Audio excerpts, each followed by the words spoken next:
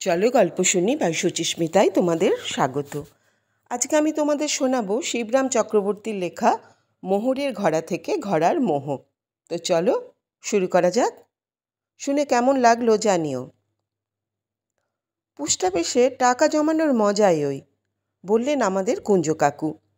জমা দিতে কোনোই হাঙ্গাম নেই, যেমন খুশি সই করে দে, হাসি মুখে তারা নিয়ে নেবে। কিন্তু টাকা তুলতে গেলেই ফ্যাসাদ। তখন তোমার আগেকার সেই খোশ মেজাজের সইয়ের সঙ্গে মিলিয়ে বিলকুল সেই রকম একখানা ঝাড়ো, এক চুল এদিক ওদিক হলে চলবে না। কিন্তু সেই আগের সই তখন তোমার মনে থাকলে তো অনেক দিন আগের সই কে আর মনে করে রাখে। ইতু বলে সই পাতানো সোজা, কিন্তু মনে রাখাই শক্ত। কাকার কথায় সে সায় দেয়। কিন্তু কাকু, পোস্ট অফিসে তোমার টাকা না হয় পুষ্ট হলো, কিন্তু বলে আমি বলতে একটু ইতস্তত করি, কিন্তু তুমি তো তাতে হৃষ্ট হতে পেলে না। নিজের ইচ্ছে মতো তুলে খরচ করতে না পারলে সে টাকা থাকার কি লাভ? টাকাটাই মাটি। তা তোর মাটিতে পুঁতে রাখলেও তাই, টাকা মাটি, মাটি টাকা। কে যেন বলেছিল না? খুব খাঁটি কথা বলেছিল রে দাদা। আমার বাপ চাচারা নিজেদের সব টাকা মাটিতে পুঁতে রেখেছিল, কিন্তু মরবার সময় কে যে কোথায় পুঁতেছেন কিছুতেই আর মনে করতে পারেননি, তাই সব টাকাই মাটি হয়ে গেছে। এরকম আবার হয় নাকি কাকু? হয় না আবার? আমার বাবা যদি বা মরবার আগে বাতলে গিয়েছিলেন জায়গাটা, কিন্তু তারপরে বিহারের ভূমিকম্পে সব ওলটপালট হয়ে গেল। 20 বাও মাটির তলায় চলে গেল টাকা। ওই ব্যাংক ফেল হলে যা হয় আর কি। আমাদেরও 14 পুরুষের টাকা তো সব ওই করেই গেছে। না না, গেছে বলো না কাকু, ইতু আপত্তি করে। বলো যে মাটির আপিসে পুষ্ট হচ্ছে। তা বলা যায়। যেমন উপরের অনেক টাকা তলায় চলে গেছে, তেমনি ভূমিকম্পের চোটে 20 বাও নিচের টাকাও ওপরে উঠে এসেছে আবার। আর তেমন একটা মোকা আমি পেয়ে গেছিলাম, কিন্তু সে কথা থাক। বলে কাকা টাকার কথাটা চেপে যান। কত পেয়েছিলে? কি করে পেলে? ইতু আবদার ধরে। ওই তোদের নুটু মামার দৌলতেই। তার কোপানো জমিতে আমি তো আলু ফলালাম। তারপর সেই আলু তুলতে গিয়ে, জানিস তো আলু কিন্তু গাছে ফলে না, আমজামের মতন। জানিস না? মাটি খুঁড়ে তুলতে হয়। সেই আলু তুলতে গিয়ে মাটির তলা থেকে এক ঘোড়া মোহর বেরিয়ে পড়ল। ওই আকবর শাহর মোহর, আকবরী মোহর, এক একটা না 3 ভরি, হ্যাঁ বড় বড়, এমনি গোল গোল। তার পিঠে ফার্সিতে লেখা। কি লেখা তাকে জানে, আকবরের নাম ঠিকানাই বোধ করি হবে। তো কি করলে তুমি মোহরগুলো নিয়ে? ইতুর 2 চোখ যেন 2টি মোহর হয়ে ওঠে, তেমনি গোল গোল আর মোহময়। চুপচাপ শ্যাকরাকে দিয়ে কাউকে না জানিয়ে গলিয়ে সোনা করে ফেললাম। কেউ টের পেলে কি আর রক্ষে ছিল? সরকার বাহাদুর এসে সব কেড়ে নিত না? কিংবা লোক জানাজানি হয়ে গেলে ডাকাত এসে কাত করতে তোমায়, সেই ভয়েই গলিয়ে ফেললে বুঝি? নাকি নুটু মামাই এসে মোলাকাত করতো, বকরা চাইতো? ইতু চোখ দেয়। ফের আবার কাতর হতে হতো তোমাকে। তখন কুঞ্জ কাকু বলেন, তাই মোহরগুলোকে সোনা বানিয়ে বেচে দিলাম সেই শ্যাকরাকে, আর টাকাটা নিয়ে। ইতু বাধা দিয়ে বলে, জমিয়ে দিলে পোস্ট অফিসে, সে আর তোমায় বলতে হবে না। সে কথা বলছি না, বলছি কি যে তোদের নুটু মামা বাগানটার আর কতখানি কুপিয়েছিল, এখনও তার ঢের জায়গা না কোপা রয়ে গেছে। কে জানে আরও ঘোড়া মোহর বা কত শত ঘোড়াই বা আছে, কে বলবে। ওই এখনও পোতা রয়েছে ওই জমিটায়। কাকার দীর্ঘশ্বাস পড়ল। ঘড়া ঘড়া মোহর। ইতুর গলা ঘড়ঘড় করে। কে বলতে পারে, বলেন কুঞ্জ কাকু। 7 পুরুষের কথা তো নয়, আমাদের 77 পুরুষ আগেকার কথা। সেই বাদশাহী আমলে আমাদেরই কেউ হয়তো বাদশার দেওয়ান ছিল, কিংবা নবরত্ন সবার একজনই ছিল হয়তো বা। ঘড়া ঘড়া মোহর বাদশার কাছ থেকে ইনাম পেয়ে থাকবে। পায়নি যে তা কি কেউ বলতে পারে? এখনও কি তোমার আলু ফলাবার সময় বাকি আছে নাকি কাকু? আমি জিজ্ঞেস করি। আমার জিজ্ঞাসায় কাকুকে যেন একটু মুষড়ে পড়তে দেখা যায়। আলুর জন্যই বলছি নাকি, তোমার ভালোর জন্যই বলছিলাম। তা বটে, ভালোই ভালোই হলো ধুল পরিমাণ। কোপান্বিত নুটু মামার কুপিয়ে যাওয়া জমির ওপর আবার আমাদের প্রকোপে মনের চোখে স্পষ্ট দেখি এত ধুলো উঠেছে যে তার পরিমাণ হয় না। সেই ধুলো ধাবড়ি উড়িয়ে বিহারের কঠিন মাটি গুঁড়িয়ে কাকার ভবিষ্যৎ আলুময় করে তুলছি আমরা। কিন্তু তা করার কি কোনো মানে হয়? মোহর মায় ভুলে মাটি কোপাতে গিয়ে মায়া মোহের গর্তে কি পা দেওয়া উচিত? এই মাটির শরীর মাটিতে মিশিয়ে দেওয়া, মাটিকে প্রহার করতে গিয়েই হাড় কখানা যদি রেখে যেতে হয় এখানকার মাটিতেই, আমাদের নুটু মামার মতোই যদি হয় শেষটায়, না, তার চেয়ে গোড়ায় এখন এই নুটু গাছকে আমরা মুড়িয়ে ফেলি। ইতু বলল, বড়দা আর না, ছাতু খেয়ে পেট ফুলে ঢাউস হয়েছে, চলো এখন একটু গড়ানো যাক। এখন গড়াবি? এখনই গড়াবি কি? চৌকো টৌকো সব কুচ অমনি পড়ে রইল সুবিজে। এই ভর দুপুরবেলায় কেউ কি নিজ যায় এ মুল্লুকে? কাকা বাবু বাধা দিয়ে বলেন, যা, কুয়ো থেকে দুঘড়া জল তুলে এনে চৌকাটা ধুয়ে ফেল দেখি। চৌকা? কিসের চৌকা? ইতু শুধায়, চৌকা কি? তো চৌকার কথায় হরতনের পাঁচের মতো নিতুর মুখ চিরিতনে টেক্কা হয়ে যায়, কালো আর ফ্যাকাশে। চৌকির পুংলিঙ্গ হবে হয়তো, আমি বলি। এ মা, চৌকা কাকে বলে জানিস না? কাকাবাবু অবাক হন। তোরা যাকে হেঁসেল বলিস তাকেই আমরা এখানে চৌকা বলে থাকি। ইতু তখন হেঁসেলের চৌকাঠে গিয়ে দাঁড়ায়। ও বাবা, এই তোমার চৌকা? বেশ লম্বা চওড়া চৌকস তো। কঘরা জল ঢাললে এত বড় ঘর পরিষ্কার হবে তা সে ধারণা করতে পারে না। তার দু চোখ ছানা বড়া হয়ে ওঠে। আর যাই হোক, কাকুর একটা মহৎ গুণ আছে দেখা গেল। ঘর গেরস্থালির কাজে তিনি ছেলেদের কখনো ডাকেন না। থালি মাজার কাণ্ড থেকে চৌকার কালি ওঠানো, তার বিবেচনায় দেখা যাচ্ছে এসব মেয়েদেরই কাজ, ছেলেদের কম্য নয়।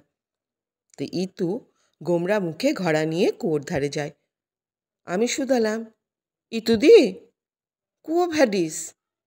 কথাটা ল্যাতিন, ওর মানে হচ্ছে কোথায় যাচ্ছ।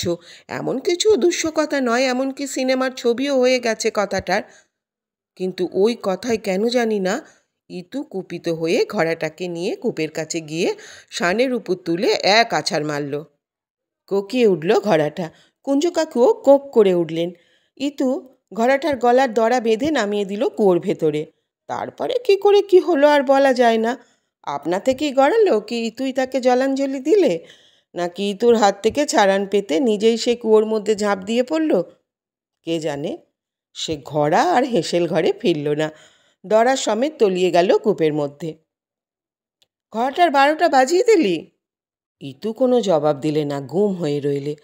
কাকাবাবু হাই হাই করে উঠলেন, এই নিয়ে আমার 7টা ঘোড়া গেল, 7টা ঘোড়া ওই কুয়োর তলায়। 7টা ঘোড়া ছিল নাকি তোমার? বিস্ময় ভেদ করে কথাটা আমার মুখ থেকে ফসকে গেছে। বলো কি কাকা? ছিল মানে কার না থাকে? ঘরকন্যা করতে গেলে তো ঘটি ঘোড়া রাখতেই হয়।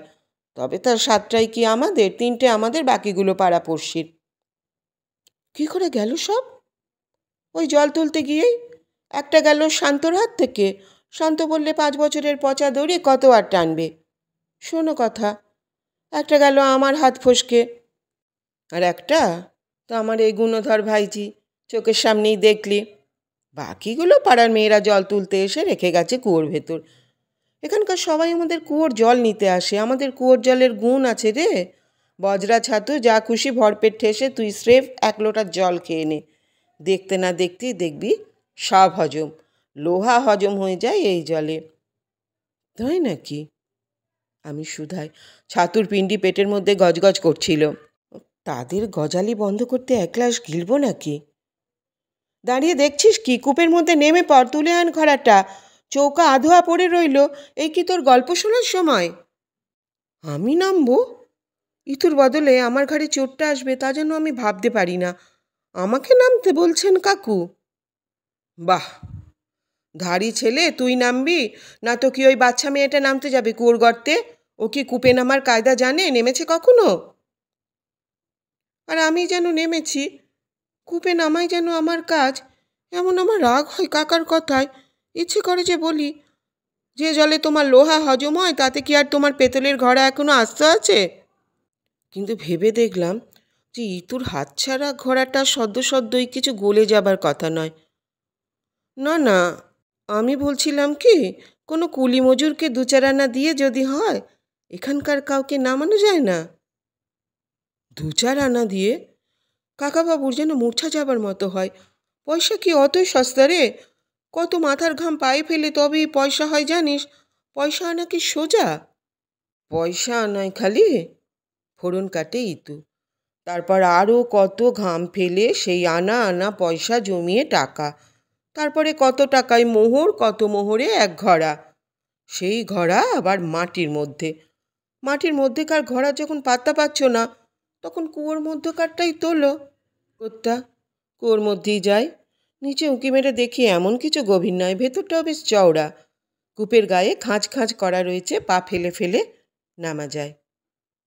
তার নামলাম না হয় কোনো গতিকে, কিন্তু উঠব কি করে? ঘোড়ার মতন যদি গলায় দড়া বাঁধা থাকলে কাকু আর ইতু দুজনে মিলে যতই লাশ হই না টেনে তুলতে পারতো হয়তো, কিন্তু তাতে নাকি আমার ফাঁস লেগে মরে যাওয়ার ভয় ছিল। তাই তাহার হয় না, জানালো ইতু। আর গলে না দিয়ে যদি দড়িটা বগলে দিলে, না মরলেও সেই বগল দাবা করে তোলাটাও দেখতে নাকি ভারী বিচ্ছিরি। কাজেই সেটাও কোনো কাজের কথা নয়। তা আমি কুয়োর মধ্যে পা বাড়াই। একটু না আগাতেই, কুয়ো ভ্যাডিস, ইতু ফিসফিস করে কানের গোড়ায়। তো শ্বশুর বাড়ি। রেগে মেগে আমি নামতে থাকি সন্দর্পণে পদস্থলন সামলে, হস্তস্থলন বাঁচিয়ে। নামছই যখন দাদা, তখন 3টে ঘড়াই আমাদের তুলে এনো। ইতু হুকুম করে। হ্যাঁ, তা তো আনবেই। সায় পাওয়া যায় কাকুর। নইলে কবার করে নামবে ও ঘোড়া তুলতে? ঘোড়া তোলা ছাড়া আরও বহুত কাজ রয়েছে ওর। ঘর তুলবার কাজ নেই? তোরা যখন এসেছিস তখন ভাবছি ক্ষেতের খড়গুলো বরবাদ না করে তাই দিয়ে খান কয়েক এবার ঘর তুলে ফেলবো। কাকা বাবুর ঘর ঘর ধ্বনির মধ্যে আমি নিচে নামি। কুয়োর তলায় নেমে দেখি 1 গলার বেশি জল নয়। পা দিয়ে হাতড়ে একটা ঘোড়ার পাত্তা পাই। সদ্যপতিত ঘোড়াটার গলার দড়া থেকেই তাকে ধরতে পারি। কাকাবাবু সেটাকে টেনে তোলেন। তারপরে এধারে ওধারে পা চালাতে আর একটা নাগাল মেলে, সেটাকেও ওইভাবে তুলে ফেলা হয় জল সমেত। 2টো ঘোড়ার সঙ্গে 2 কলসি জল উঠে যায়, ডবল লাভ। অচিরে জল ভরা 3য় ঘোড়াটাও ওপরে ওঠে। আর তার মুহূর্ত পরেই ওপর থেকে কান ফাটানো এক চিৎকার এসে পৌঁছয় কুয়োর তলায়। চিৎকারটা আর কারো নয়, ইতুর। সপ্রশ্ন চোখ ওপরে তুলতেই দেখি জল ভরা একটা ঘোড়া তীর বেগে নেমে আসছে নিচের দিকে। নামতে নামতে কুয়োর একধারে ধাক্কা খেয়ে আর এক গায়ে ঠক্কর খেয়ে আমার ঘাড়ে 1.5 ইঞ্চি ধার ঘেঁষে ঘোড়াটা এসে জলে পড়ে।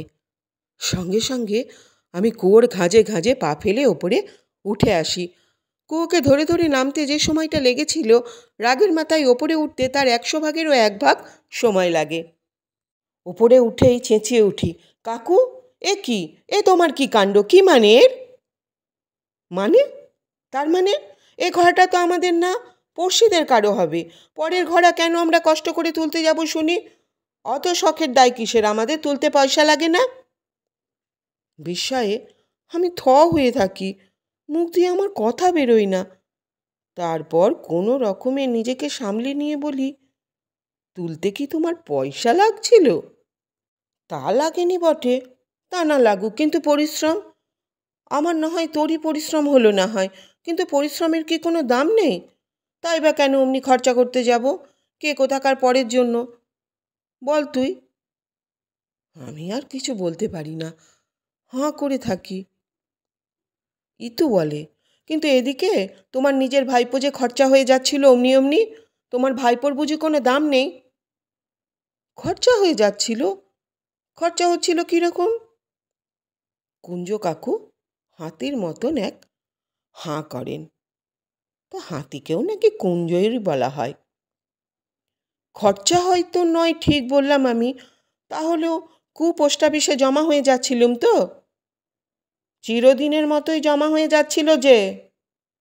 ইতু বলে, আর একবার ওখানে জমা হলে তুমি কি আর তুলতে পারতে? তা বটে। এতক্ষণে আমার দীর্ঘ নিঃশ্বাসটা পড়ে। জমালয়ে গেলে কি আর সেখান থেকে কখনো ফেরা যায়? শেষ হলো আজকের গল্প। আবার আসবো অন্য দিন অন্য গল্প নিয়ে। ভালো থেকো।